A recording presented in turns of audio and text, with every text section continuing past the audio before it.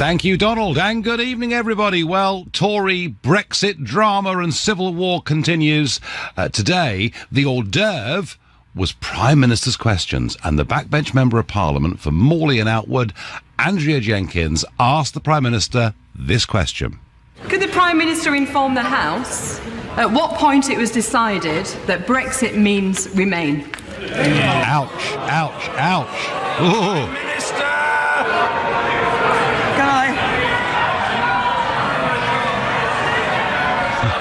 Can I say to my honourable friend, at absolutely no point, because Brexit continues to mean Brexit.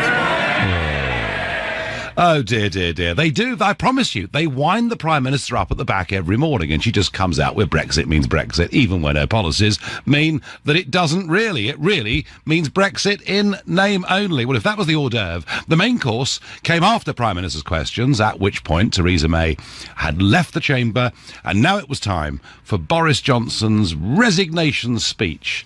And he began paying tribute to the Prime Minister. Everyone who has worked with her will recognise her courage and her resilience.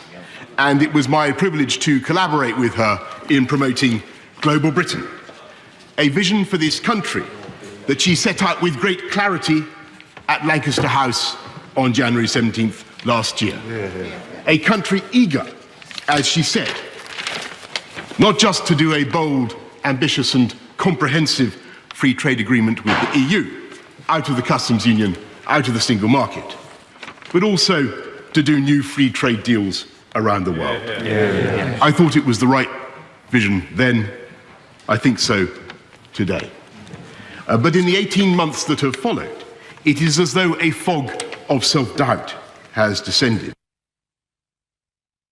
About that Lancaster House speech, one that I must admit on the day here on LBC I praised to the rafters. I could scarcely believe a Conservative Prime Minister was saying those things, but Boris then went on to explain why Chequers was basically a sellout. Chequers says that we will remain in lockstep on goods and agri-foods and much more besides, with disputes ultimately adjudicated by the European Court of Justice. Far from making laws in Westminster, there are large sectors in which ministers will have no power to initiate, innovate, or even deviate. After decades in which UK ministers have gone to Brussels and expostulated against costly EU regulation, we are now claiming that we must accept every jot and tittle for our economic health with no say of our own and no way of protecting our businesses and entrepreneurs from rules now and in the future that may not be in their interests. So two-thirds of the way into this 12-minute speech, Boris then made his main point. This is, in important ways, this is Bino or Brino or Brexit in name only. I'm of course unable to accept it, as I said, or to support it, as I said in the Cabinet session at Chequers. And I'm happy now to speak out against it and be able to do so. Mr. Speaker, it is not too late to save Brexit. Well, let's hope Boris is right, at least from a Leaver's point of view. Goodness gracious me. And finally, he finished off saying that the Prime Minister should remember what the original vision of Brexit was. The UK's admirers, and there are millions, if not billions, across the world, are fully expecting us to do what we said and to take back control and to be able to set new standards for technologies in which we excel, to behave not as rules takers, but as great independent actors on the world Absolutely. Stage, and to do free trade deals, proper free trade deals for the benefit and the prosperity of the British people. That was the vision of Brexit that we fought for. That was the vision that the Prime Minister rightly described last year. That is the prize that is still attainable. There is time. And if the Prime Minister can fix that vision once again before us, then I believe she can deliver a great Brexit for Britain, with a positive, self-confident approach that will unite this party unite this House, and unite this country as well. Well, I like a lot of that. In terms of content, I thought Boris was very, very good and quite right to compare Chequers with what we were promised at the Lancaster House speech and indeed in the Conservatives' manifesto. He was absolutely damning about our approach to the negotiations, the way we've actually conceded. He made the point in the speech, we've given away 40 billion sterling for nothing, basically. So he was very good on that. I also have to say that in the past, Boris Johnson's speeches in the House of Commons have really not been very good. It's been the usual bumbly, stumbly, kind of shirt hanging out Boris performance that doesn't really work in the House of Commons. Today, he was all together. Today, he was thought through. Today, he was scripted. Today, he'd practiced. And today, he delivered some very, very good, strong messages. But he didn't wield and use the knife. He continued to praise Theresa May on the one hand, whilst on the other describing how badly she dealt with the Brexit negotiations. At no point did he say the thing that needed saying, in my view, which is we are not going to get any of the things that Boris wanted in that speech if she continues as Prime Minister. And I wonder, folks, is Boris Johnson now a Prime Minister in waiting? Well, in terms of style, in terms of delivery, in terms of content and understanding the issues, I think he is. But if he's not brave enough at this moment in time, and particularly having emphasised that the sands of time are running out, if he's not brave enough to really go for it, was perhaps today his one big chance that has gone because he's lacked the courage? Or is it that he did not want to be seen to be the bad guy? So you let me know.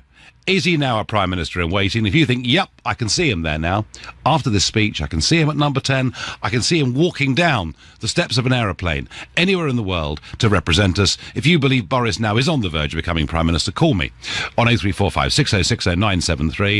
If you think, no way, it'll be an absolute shambles, then text to 84850, or maybe you think the whole discussion is null and void, because actually the Tory MPs would never vote for him. And you can tweet using the hashtag Farage and LBC at LBC, and I'll tell you a bit more about my personal experience of that, watching him and backbench MPs in a minute. And of course, you can watch us on Facebook and comment there too. Let's go to Henry in Macclesfield, a new caller to this show. Henry, good evening. Good evening. So what did you think of Boris today? I think he could be the next PM in waiting. As a member of the Conservative Party in Macclesfield, there is huge outrage across Northwest. I know people in different areas of the Conservative Party across Northwest, and the youth wing of the Conservative Party, even though I'll admit it's not that big compared to Labour or any of the other parties, but the youth wing and the grassroots Tories who go out volunteer with their MPs and everything are absolutely fuming over the current Brexit Chequers agreement. And someone who knows one of the Secretaries of States, I urged her to resign, but she didn't, who was a Brexiteer. They're absolutely outraged. We were out volunteering in Macclesfield, and the volunteers on the ground were fuming over what happened at Chequers. And the fact is, I don't think she's got it in her. And I think actually the change of leadership will come in October when it's the Conservative Party conference. But Henry, by then we really are running out of time. How on earth are we going to get anything in place for March the 29th next year? The honest answer is, I don't know. I don't think Boris would want to. I don't think he wanted to stand up against Theresa. But I agree with you. I think it was his chance to do that, and he didn't. And that's what really made a shame. So has he? For me. So has he blown it, Henry? Was today the one big opportunity that he had? I don't think it is the one big opportunity. I think what you're going to see at the party conference, I'm not sure about timings, but I think what we'll be seeing at the party conference is Tories making it very clear that they're unhappy with Theresa May's leadership. And I think we'll see young Tories across the board making it very, very clear, plain and white. And as I said, the Secretary of State I urged to resign, who didn't. You know, again, I know that MPs, and I spoke to someone who works for an MP here in Macclesfield, and they said they've had hundreds of emails, and they think they can fluke this through. They think it's an ordinary policy. But I think they've got it very, very wrong. Absolutely. And that's what MP staff are saying, that it's an ordinary policy that people will forget. And they've got it completely wrong. People won't forget this policy. And the fact is, I think there's going to be a big pushback in October. I'm not sure about the timings, and I'm not sure how it's going to work, but I think the pushback... Okay, all right, but you think, Henry, as a young Tory activist, you think Theresa May's replacement is inevitable, but it will just take a bit more time? Yes. Okay, no, thank you, Henry, thank you very much indeed. There we are. We had a young Tory there. They're apparently very rare, but I think maybe there are a few more of them than people realise. Bob says to me by text, you seem to be taking this tripe from Boris seriously. Well, you may call it tripe, Bob. I thought he was actually holding very consistent to what he said on many things during the referendum, and I was relieved to hear the content, but I don't feel he was brave enough when it came to the Prime Minister, frankly, but there you are. If the grassroots of the Conservative Party had a vote, Boris would be a shoo-in, but not with most MPs that are sitting now. And I'll tell you something. Boris is far less popular with Conservative members of Parliament than almost anyone else realises. I'll give you an anecdote about that in a moment. But for now, you're listening to The Nigel Farage Show, exclusively on RBC, and it's 7:15. Boris Johnson is amongst the 3 or 4 best-known politicians in the country. He's instantly recognisable. A lot of people like him, a lot of people don't. But he did today stand up and give a very good speech, certainly in terms of delivery and content. He looked very responsible. He looked very on it. But Boris has a major problem with the Parliamentary Conservative Party, with those that have had to work with him. And I get a text here that rather sums it up. Hi, Nigel. My name is Peter. I'm a taxi driver in London, and I was taking home a former minister from the Thatcher years. I asked him if Boris can be Prime Minister, and he told me only when Big Ben fell into the Thames. Well, do you know, my little anecdote. 2 years ago, I was at a birthday party. It was midnight. People were leaving. I was standing outside the venue, chatting to a Conservative MP, backbencher, been an MP for a long time, went on subsequently to become a minister. But for a backbench MP, quite a well-known figure. I was chatting away, and Boris was leaving the party. And there was lots of noise and kerfuffle, and he looked across and said, cheer, Nigel, see you soon, blah, blah, blah, blah. And the person standing next to me, he just blanked him completely. And he said to me, do you know something? He said, Boris doesn't know who I am, and he certainly wouldn't even know my name. I said, you're joking. They were sitting together in the House of Commons in the same party. And he explained to me how Boris never bothers to go into the tea room and talk to people, never goes into the bar, has a drink with anybody, it's as if feels he's above the rest of the MPs, has made no effort with them. And because of that, many of them think of him, frankly, as being just too arrogant, being just too apart. And the difficulty, of course, is that if Theresa May was to fall, it's the MPs that have to select a short list of 2, and those 2 names would then go to the Conservative Party membership in the country. And right at the moment, unless there is a popular wave of support for Boris in the country and in the media, right at the moment, he might just struggle to make the last 2. I'm told that no more than 24 of over 300 Conservative MPs genuinely want him to be Prime Minister. So that may well be the biggest problem that he faces. Maybe because of that, he was a little cautious today in terms of not going for Theresa May. I think he was a Prime Minister in waiting in terms of delivery today, but I worry that he simply wasn't courageous enough to grasp the nettle and to tell the truth, which is we're never going to get a proper Brexit with Theresa May as our Prime Minister. That's my view. Let's go to Winchester and ask Dave, a new caller to the show, what he thinks. Good evening, Dave. Hello, Nigel. How are you? I'm well. I loved a lot of what Boris did today, but he wasn't tough enough. He's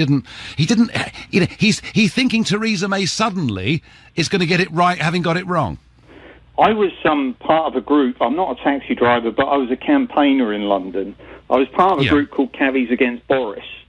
And one of the reasons that group was set up is because when he was mayor of London, Boris Johnson absolutely decimated the London taxi trade, for instance, with his strategies and his support of things. He was never, ever honourable about anything. And let's look back. I mean, he was sacked by the Times for lying. He was sacked by Michael Howard for lying. He's never been an honest politician. He's what I'd call a plastic politician. So he'll say things that he needs to say to get in office or to achieve a particular agenda. But actually, there's a lot of content and no substance. When he was campaigning to be MP in Uxbridge, he made statements that he'd lay down in front of... I know, Heathrow, yeah, I know, I've always thought in policy terms, Dave, that Boris was a flip-flopper.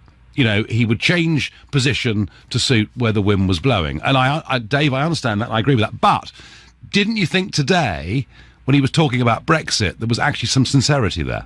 Well, I think he communicates well. I'll certainly give him that. He can communicate a point well, and, he's got that sort of character that people are engaged with what he says. But I think what people need more than anything now is people with substance and people with answers. And I don't think Boris Johnson has actually got any answers. My query that I've got, and I can't understand this for the life of me, is why no one's acknowledged the fact that the EU don't have to and don't want to have a deal with the UK. They don't have to because we've got no other contingency in place. And they don't want to because if they give the UK a good deal, every other country that's thinking about leaving, like Italy or Portugal or anyone else, absolutely, would be encouraged to do so. So, Mr. Salvini would say in Italy, well, if that's what the Brits have got, that's what we want. No, absolutely. I get that completely. There's no agenda for anyone in the EU to give us a deal of any sort. So I think we're negotiating with the wrong people. I think we should be negotiating with the European Free Trade Association and put together a deal whereby the European Free Trade Association, as you know, have had extensive negotiations with trade deals with Mercosur, the South American trade organisation. They've got ongoing deals with India, Canada, South Africa, and put together a package that's already pretty much in place or well down the road, which gives us an alternative, which would then be something to negotiate with the EU. Because if the EU thought that we're going to join EFTA, and other countries like Italy or Spain would look at that and think, well, actually, there is a viable alternative to being in the EU, because that was in place before the EU existed. EFTA and the EEC existed alongside each other. Well, Dave, there are lots of alternatives. I mean, not that you'd know it to listen to our big businesses who like things just as they are. Dave, let me just ask you finally, have the cabbies forgiven Boris Johnson? Well, here's the thing, and I set up another petition called Sack Sadiq, Make London Safe Again, because he's been... Dave, is there any mayor you like? Not really. I mean, they seem to, Sadiq Khan got in office. I mean, I don't know what your views are on Sadiq Khan with regards to what he's done in London, but Boris Johnson didn't do a good job, I don't think, and I don't... I tell you what, Dave, we will do a separate phone-in on Sadiq another time. There's lots of things we can say about Sadiq. Dave, I thank you. Adam is calling from North Yorkshire, another new caller to the show. Adam, good evening. Hello, Nigel. Thank you for taking my call. It's a huge honour. Welcome. So, did Boris cut the mustard today? Well, I think it's interesting. I think he seems to be positioning himself for some kind of leadership bid, although... I don't know, perhaps what you were saying before, that highly interesting anecdote, has kind of rendered me speechless on that a bit, because I was going to say, he's going to go for leadership, but if he's not very popular with the parliamentary party, maybe he doesn't have a chance, as you've said, but he has stood for election already. He might be biding his time, and of course his great hero Winston Churchill, about whom Boris has written his excellent book, became... It's a good book, isn't it? It's a really... it's a really readable book. It's a very, very good book, actually. Adam, I mean, there is one way in which those Tory backbenchers will put aside their personal feelings about Boris and support him, and that is if they think they've got more chance of keeping their seats with him as Prime Minister than they do with Theresa May. But Adam, to me, as I said, I've said it already, content great, style great, far better than we've ever seen from Boris before in the House of Commons, that's for certain. But not bold. He wasn't really bold enough, was he? Yeah, you're right, of course. I mean... It's difficult, though, because if either Boris or Rees-Mogg aren't installed fairly quickly after the summer recess, I worry that there'll be just an immediate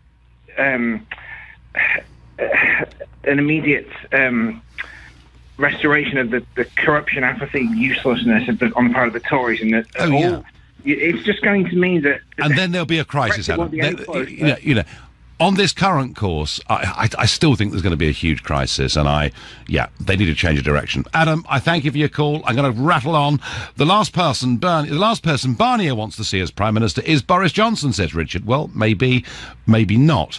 Nigel, I think Jacob Rees-Mogg would make a better PM. He might be posh, but he believes in Brexit, and he has stuck to this principle. Mark in Sunderland. Well, Mark, Jacob is very principled. Jacob is certainly not a Mark in Sunderland. Well, Mark, Jacob is very principled. Jacob is certainly not a flip-flopper, but he doesn't quite have Boris's profile in the country. Boris has the likeability factor. Personally, I think people believe that he's down to earth and will actually deliver. He made a great London mayor. He is in a great position to get into number 10. Well, we will see. What has Boris ever done for us? Cable cars that were unpopular. Well, he's done a bit more than that. Boojang is pretty critical. Just another boring former Eton schoolboy. He twists and turns, acts like a clown, but when you tear away the makeup, he's just another fool. Closed down fire stations, brought water cannons that were never used, failed bridge guard, and the list goes on as long as the Manchester Ship Canal. Well, I say, Boojang, that is pretty critical, is it not? Let's go to Dulwich and go to Adrian, another first-time caller to this show. Good evening, Adrian. Yeah, hi, Nigel. How are you? I'm all right. So, did Boris look like a PM to you? I'll be honest with you, I didn't actually see it because I was coming back from Preston. I went to my son's graduation, so I just read about it. Yeah, no, absolutely. It was nice to see all the young people, really, really proud and full of hope. It was great. Yeah, Boris Johnson, listen, I mean, my question to you is that if there was a referendum tomorrow, right, there's no way that the entire country, well, not the entire country, but people would vote to remain, right? Boris Johnson is a snake. Would they? Yeah, without question. Without question. I disagree completely. Well, okay, well, you're allowed to, but I'm a bookmaker and I actually know my onions. No, without question, the whole thing was based on, lies. Boris Johnson is a snake. I think it's irrelevant because I think Labour are going to get in anyway. But it's just, I mean, we spent the weekend in Dublin. We went to see Sam Harris, Jordan Peterson, went to a debate. Right, yes, people like that. But people like that. I think they've actually got sort of, the good intent for society in a world, the strange world we live in. So Adrian, Boris is a snake. I mean, are you saying he's just wholly untrustworthy as a person? He's a snake. He is an absolute, he's a blue blood privileged. He will say whatever needs to be. He changes his position. He's a chameleon, right? All this stuff. Yeah, I think chameleon is better and fairer than snake. Adrian, I'm going to have to leave it there. The Tory civil war on Brexit continues. I think it's even worse and fiercer than it was at the time of the Maastricht Treaty 25 years ago. But you'd think, wouldn't you, to listen to all of this, that everything within the Labour Party was absolutely hunky-dory and they've got no problems at all. Well, if you thought that, you would be very wrong indeed, because Labour MP Margaret Hodge now faces action by the party after reportedly swearing at Jeremy Corbyn and calling him an anti-Semite. So a confrontation has happened between the two of them, and it was all about Labour's new code of conduct. Margaret Hodge does not think attack on Corbyn, and to call your party leader an anti-Semite, effectively a racist, is quite a serious thing to do, and she's now in trouble. And an intervention here from the former Foreign Secretary David Miliband, who tweeted, "It is the Labour leadership that has brought the party into disrepute, not Margaret Hodge. How dare they preach about respect between colleagues when this very code legitimises the most appalling disrespect." Very code legitimises the most appalling disrespect. So Labour still having big problems over anti-Semitism, and it is something I think that in many parts of the country makes people think twice about voting for them. So that, things not easy in Labour, and of course it was because there were 5 Labour rebels last night that the government were able to survive in the House of Commons what would have been a very, very embarrassing defeat. Now, Mrs May is doing her best post-Boris and post the stings of MPs like Andrea Jenkins. She's doing her very best to rally the troops tonight as she addresses the 1922 Committee of Backbenchers. That's happening this evening. Again, and I've said this before this week, I think she's a terrible Prime Minister in every way. I think she's failing completely on Brexit, but you do it in a funny sort of way. Have to admire her resilience. So, is Boris Johnson, after today, is he a Prime Minister in waiting, or isn't he simply bold enough to really go for it? Let's go to Bolton and speak to Yasmin. Good evening. Hi, good evening, Nigel. Lovely to speak to you. Lovely to speak to you. So tell me, did you think Boris looked like a Prime Minister today? Well, he definitely had his suit on and his hair looked a bit more brushed. And his tie was done up. His tie was done up. His shirt wasn't hanging out. I think he might have even polished his shoes, you know. Well, he probably has somebody to do it for him. But at the end of the day, Boris has got more charisma. He's used to the European Union. He knows how the Europeans think. He's very intelligent. He's got a massive backlog of history that he knows as well. I think really with the Conservatives he'd be an excellent Prime Minister, but I think they're all frightened of lifting the head above the parapet at the moment. Theresa May, as I look at her, she's only a civil servant basically, in there to do the hog work, to just get it through. But for a real Prime Minister, I think Boris would be excellent. Michael Gove, I can't stand. I think is... what's wrong with Michael Gove, Yasmin? He's very sneaky. Remember the email he sent to his wife sent him, be strong, be this, be that. Do you know what I mean? He's like it goes. I can't be doing with him. There's something about there's nothing wrong with your wife being supportive of your political career, is there? Oh my gosh. He's supposed to be a man. He's supposed to have schooners, you know what I mean? He's not got he's like a little prep kid. And of course he did. He stabbed Boris in the back, didn't he, just after the referendum? Listen, all he was looking about was his own salary. That was it. That's all he looked. Just being in the limelight. You're very damning. Sorry. So Yasmin, you talk about Boris's charisma, and you're right. You know, and he's got recognisability. On policy, he has flip-flopped around on many things, and including, calling for amnesties for illegal immigrants and things like that, which many Conservative voters absolutely can't stand. But I did think today on Brexit he was absolutely genuine and sincere. I really, really did. Do you think, Yasmin, if the Conservative Party was led by Boris, we'd get a better Brexit than we'll get under Theresa May? Well, Theresa May, like I said, she's only there as a civil servant. She's just filling the position until they go to the next election. Because, as you know, the Conservatives always, whoever the Prime Minister is, they're always cloak and dagger to get them out anyway. Yes, it's a pretty unseemly place in many ways. Yasmin, I thank you. And I agree with Yasmin in one regard. I do think the Conservative Party would have a much better chance of beating Corbyn at the next election with Boris Johnson as Prime Minister than Theresa May. I'm going to say that. Julia asked me on Facebook, who would you recommend, Nigel, to take over from May? Well, listen, I'd be perfectly happy for Boris to take over from May. I really would. Or anybody else who actually believed in Brexit, had a bit of courage, was prepared to ignore many of the criticisms that you're bound to get from mainstream media. You're bound to get from some inside your own party. You're bound to get from the multinational businesses, and show some real leadership, because I think the country is desperate for it. I think the country would rally behind it.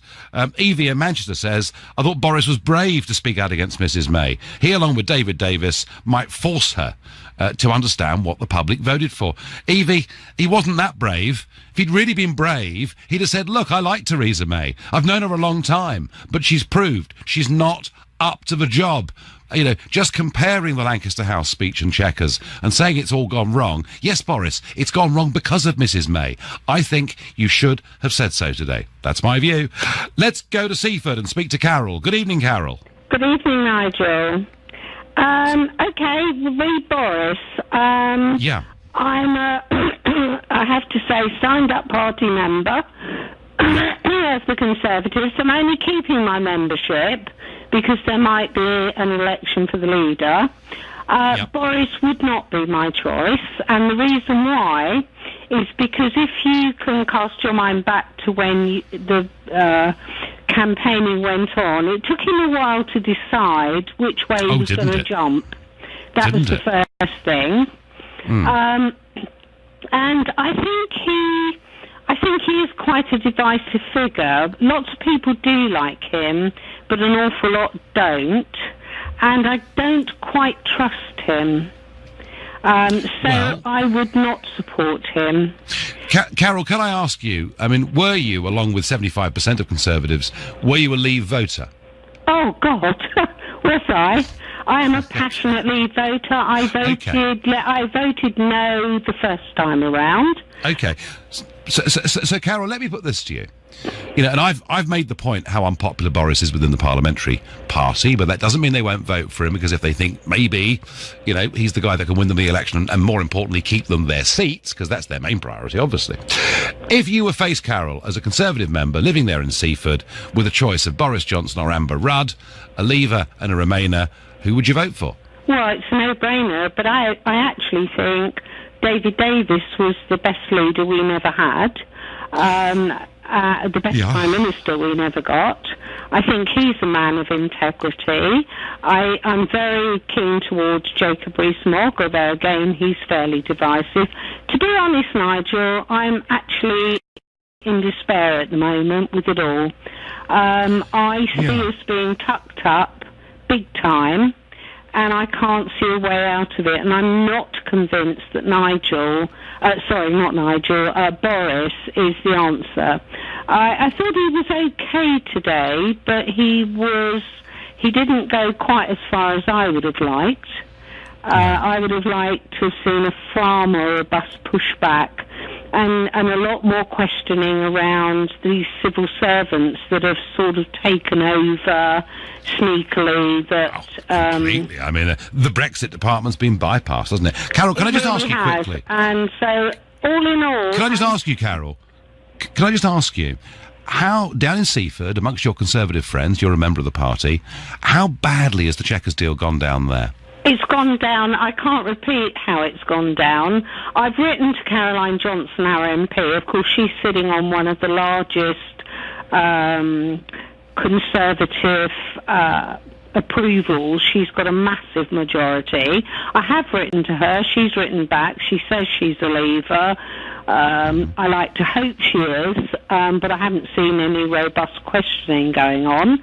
And frankly, I'm pretty depressed by it all. I'm pretty depressed. I have loaned my vote to UKIP when it was necessary, and I would do so again. Well, not now, because there isn't a decent party. But I think there is a real disconnect here. It was up 5% in the polls. Carol, your point about disconnect is absolutely correct, and I think the Chequers deal just continued that trend, and I think there are many Labour voters too feeling disconnected. Carol, I thank you very much indeed. Unfortunately, Nigel, I think Boris will stand back and let May fudge Brexit. Not sure he'd want to be blamed. I'm not a fan of his, but he has more charisma than a lot of them put together, says Matt in Sidcup. Well, Boris does have a lot of charisma, but the others, many of them in the cabinet, gosh, it's pretty much zero. They're a dull old lot. You're listening to the Nigel Farage Show, exclusively on ABC. The big resignation speech. Is Boris now a Prime Minister in waiting, or frankly, wasn't he bold enough today to really go for it? Has he perhaps blown the one big chance that he had? Lots of text and tweets coming in. It's true, Boris did buy the water cannon. Ironically, it was Theresa May that cancelled them, much the same way as she's cancelling Brexit, says Graham.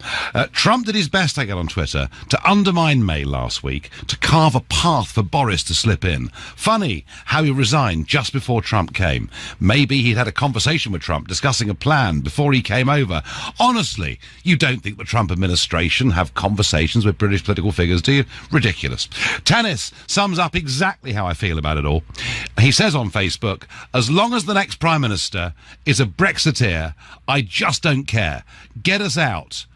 And I won't say what the rest of it says, but Tanis, I think you believe in this, and so do I. Let's go to Edinburgh. Let's speak to Mev, a new caller to the show. Good evening. Good evening, Nigel. So, from north of the border, does Boris look like the next British Prime Minister? From north of the border, perhaps not, but certainly from the UK, I would certainly agree. There are two kinds of politicians in this country: those that put Britain first and those that put Europe first. The Prime Minister puts Europe first, and Boris puts Britain first. He needs to challenge the Prime Minister in the best interest of the country as a whole. So why didn't he do it, Mev? I mean, he basically, he trashed her in one way, didn't he, by saying that one speech was good 18 months ago and now what we got at Chequers was awful. But why didn't he make it clearer that the time has come for change? Well, that's a very good question. Who knows what goes on behind the scenes? I think certainly we've come to a crossroads, and the country needs to decide which way it's going to go. The Prime Minister is leading us one way, and Boris needs to lead us the other. But didn't Boris lack a bit of courage today? You don't know what goes on behind the scenes, what private conversations are going on in the background. I mean, certainly one concern that I have is the level of support for Brexit. During the referendum itself, I commissioned some private polling, and it showed much higher levels of support when you look at individual policies. For example, a clean Brexit jobs policy had 64% support in the UK. When you look at housing, 71% support of a clean Brexit housing policy. And the list goes on. 52 to 48, that doesn't reflect voters' thoughts when they look at individual policies. I mean, again... I know. Sort of immigration, 75% think we should control our borders. Exactly. But Brexit for people was scary, for some people, because it meant change, didn't it? It does. Again, it comes to this vision of the possibilities that Brexit presents. One thing I would say, one of the questions I did poll was the scaremongering coming from David Cameron and all the other Remainers. 93% disapproved of the level of scaremongering coming from the Remaining side. They don't buy it. They don't trust the political elite anymore. So, for a lot of voters, well, if you don't trust David Cameron and the political elite, who do you trust? Do you think, Mev, I mean, you've obviously studied this and spent some money on it too. I mean, if we were forced into another referendum, how do you think people would respond to being asked again? If you focus, again, one of the concerns a lot of voters expressed to me was that they found the debate a bit academic. Because a lot of people would say, what difference does my vote count one way or the other? They don't know how it's going to impact their life. They don't see the opportunities. So if you focus on the big issues for ordinary working class voters, a second referendum would be, Brexit would crush it. I mean, they would totally destroy the Remain camp. Again, once you put the facts and the evidence and the change Brexit brings, it completely overwhelms the Remain arguments. OK, no, Mev, thank you very much indeed for your insight into that. Paul is calling from Stanmore, new caller to the show. Good evening, Paul. Evening, Nigel. I was always a great supporter of Boris. I thought he was a fantastic mayor, and I would have liked him to continue, and he did all the things he said he was going to do, and I thought he'd be good in Parliament. But he got one of the biggest offices there is as Foreign Secretary, and I don't think that he did that particularly well. I don't think he came across as a great statesman, and I don't think that he's Prime Minister material.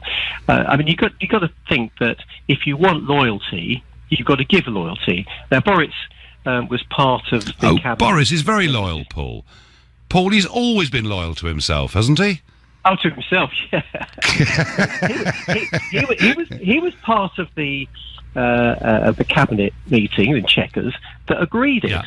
Now he agreed. He went along with it, and he said afterwards he thought it was great, and so did David Davis. And then shortly afterwards they threw the towel in.